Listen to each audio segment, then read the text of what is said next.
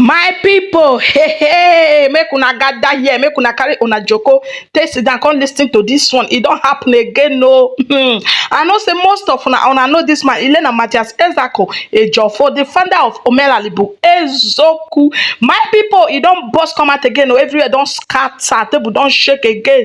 No be small thing, my people. Una know say e get one motor when get accident to e come by many people. No be small thing, no. Now there Mathias Ezeaku for blow hot oh, he still call laugh Nigeria pastor. So all those people when they kabosh, they pray, say they no get accident in Jesus sleep, that they cancel accident. He say wait them, my people. No be small something. May you no come be say I too talk for inside this video. I go leave on a moon for listening to Mathias Ezeaku where for blow hot, my people. No be small something.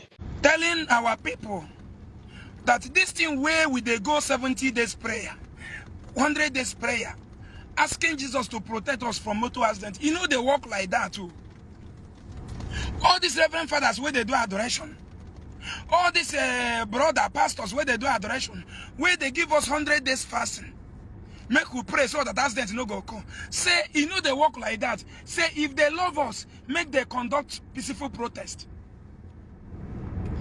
Christian Association of Nigeria is a registered organization recommended by the government, issued a certificate by government. They have a right to demand for their right under Nigeria government. They started calling me names. This road, exactly that place, that was where I started the video. You insulted me.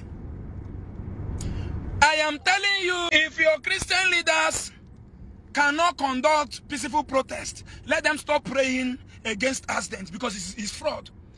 It simply means supporting government because it does not work. If the remedy to stop accidents in a society is the blood of Jesus, Iran will have been putting the name of Jesus in all their transportation car, but they have never done that. You can never enter any metro in Europe and you see picture of Jesus.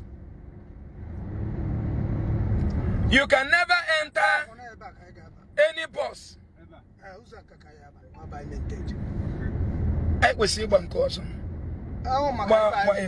You can never enter any aircraft in Europe and see where blood of Jesus is written.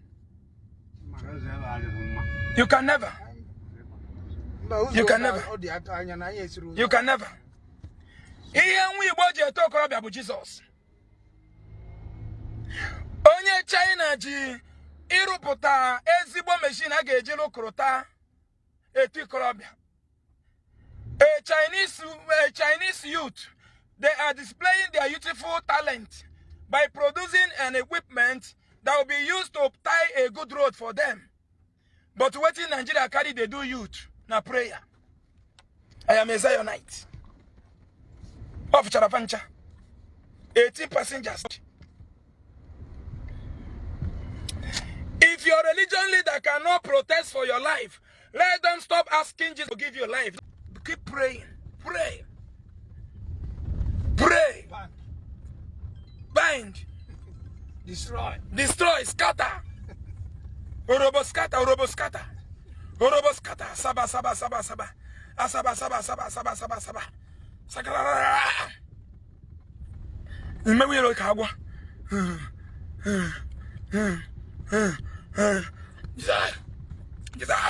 Jesus, nketala onye isi ojii, nketala gbara ọgwụ ahụ. Onye iberibe onye ojii ndị ọcha gbara ọgwụ nketa n'isi. Ọgwụ nketa n'isi. Common sense gị na na-eso okwu. Ihe ete ụbụrụ gị chukwu nye gị. Ihe ete common sense gị protect your slave book. No Jesus ga-eme ya. No Jesus ga-eme ya. No kwuru na ọ ga-eme ya. Mana onye ọgbọ gị ji aka ha eme ya n'ihu na-eme ya na che. Na-eme everywhere in the whole world. Jesus ga-eme nke gị. Jesus ga-etụwa nwunye gị ime. Jesus ga-enye gị nwa. Jesus ga-enye gị ihe niile. Jesus ga-enye gị ụlọ. Jesus ga-enye gị protection. Onye na ndị ego nu. Akwefuru na enya na ebe m na nke a na-acha na obu aja. Kwefere ya. Ọ da akịta otipịa ma ebe nke m aga. Egwu ọnwa na-atụsị m. Amụrụgo m na-azọ Naịjirịa mbụ na mba onye nwụrụ anwụ. Ihe egbu American. Adamọndụ. Enwee na Naịjirịa dị ndụ. onye nwụrụ anwụ na-aga ije. Ihe niile na ndị ojii niile na all over the world bụ ndị nwụrụ anwụ na-aga ije. Ma onye Igbo bi America, obere go reka na America, natazi ebe a nwụọ. Onye Igbo dị 75 years nata ebe a, ihe nyere ya 3 weeks ọnwụnụ anya. Anwụnta, kọma anwụnta tagbuo ya. Anwụnta tagbuo ya. Ozu nwụrụ anwụ na-aga ije. Ụmụ Igbo, ndị na-eso Jesus Christ onye ọcha. Ndị nga, ụmụ nga, ụmụ akwụna. Ọ bụ ihe Jizọs mere gị. Ịhụgo ihe o mere gị. Ihe Jizọs mere gị eme o. Ọ bụ ya mere iji bụrụ Zion. Ọ na-alụ ọrụ gwogwo. Zion, remove. Jewe ekpere, rapụ bed ya ala ka kidney gị zuo ike. Jee mụọ ya abalị. Obere gị ọkọ na. Ọkọ Zion emere gị anya egbe. Mere anya taa. Mere gị ihe.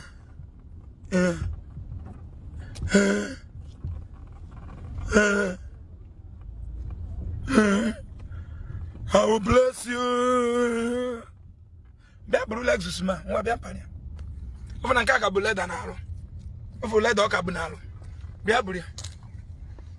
Bịa ka m bụ ya gị Lexus. Ọ bụ les chana gị na aka nka nke mma. Imirikiti n'ime unu na-eche Zion aka mụ n'ụmụ. Ruo ma echi. Ma ndị nke n'obodo oyibo. Ibe nji karị gị dị ka bidebe a jewe London. Ị na-ekpocha deti na Canada na-akụ eri. Gịnị ka ị pasta? Kedu ife bụ gịnị ka ị nwere? Ịdị for something years ka na-eche ka ị esiri ụlọ na Nigeria. Gịnị ka ị pasta? Na-ekelem niile obodo oyibo ndị iberibe. Obodo oyibo ijelu isi na Jizọs nye gị visa. Ị na-apịtagharị onwe gị. Agụ a na-egbu gị. Onye ọcha nyacha moto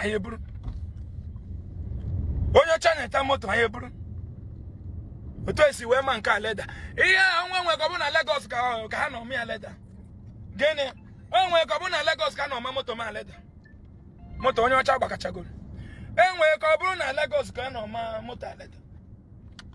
Ebunatara m ka sị na tiya rọba. Moto ma Lagos na. Moto malụ leda na Lagos ka njere. Eji ebunatara m. Onye fụmọsị onye isi power ọ ka bụ leda. Onye isi power. Ndị atara ata. Ndị Hausa na-akọrọcha anyị n'ihe niile. Ma nwanne anyị nwoke na-atụ simenti. Aka kwere atụ simenti. O nwere mmadụ. Ọ Jizọs bụ ebe o nwere mmadụ.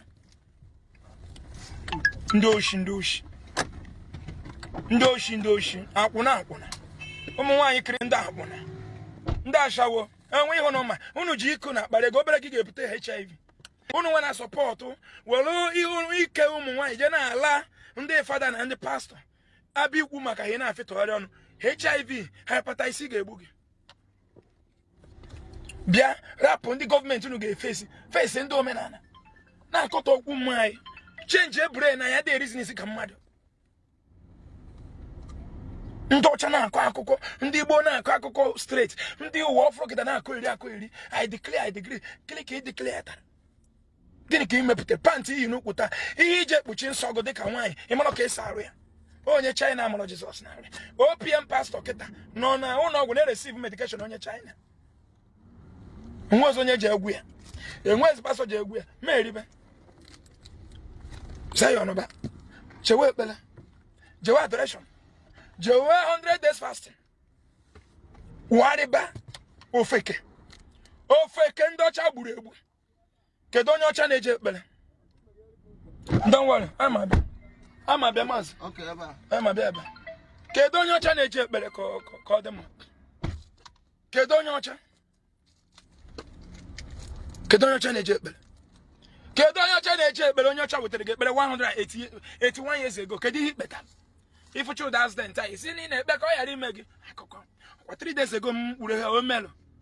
Ụfọdụ ndị ahụrụ so na ndị na-akpọrọ m na Facebook. Ha so na ndị na-akpọrọ m na Facebook. Ndị ugwu denyecha afa ha na-akwụ ụmụaka ha ụgwọ.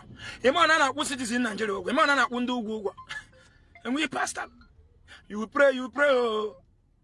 If you no pray, Satan go mess you up. Oh, you beware, bele. Egyptian you see today, no more. Egyptian you see today, no more. Man, Egypt to Kagem. What is it, Jabija? What is it, Nana? What is it, Jabija? No, no, bele. About toi. Mangolo. Unde boy. It be UK. In a menosing. In a bunch on your chassim in a menosing. Get out. Jerry, I'm going to knock on pounds in the UK now. Jerry, we're not going to. Oh, again, leave the judgment to God. TB Joshua, when you leave the judgment to God, oh, you upon the EFC, Sabiame disciple arrest. TB Joshua, when you are willing to face a reality, but when I get one, TB Joshua can so bugina, he got one cancer gave book. Ibu cancer, I know him. And don't know B2, B3. Jenny got survive, he got. Okay, hey, I'm about me. I had taken a la hola. You struggle got a lot. Munega never. Oh, I bet that's not Uncle Bully. I hear pastor. Uncle Nebun every day. Dutch well, Uncle has in the Nassau Hazard. Would negative government, Hanya. Manoka, I'm gonna hate it, Uncle Lie. I can negative and Kayanya. Ebe one. Me, bere.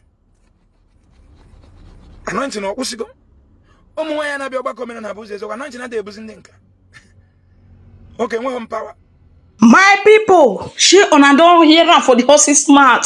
Wey for blow hot at Nigeria pastors, all those people when they parade themselves, they cancel accident. Say accident is not their portion. Say nothing go make them get accident. Say if the thing they happen for front, say they go dey back. If they happen for back, they go dey front. He say where is what God cannot do that not exist? My people, wahala be like bicycle, no be small thing. He say wait them, all those father when they talk, when they parade themselves, they talk say may they come give offering, all this so etc. Say wait them every time genetically be no date. Say na canceling na they cancel. Say as they cancel finish, this thing go still happen, this thing go still occur. Say why people no dey get sense, why people no dey ask themselves question. Can we continue like this? My people, no be small something. As I cross this video of Mathias Ezeaku, now come to say only my ear no fit listen to this one. No, I go drop this update for you, my people. Now one for leave una. Thank you guys for watching, and I so much appreciate you guys.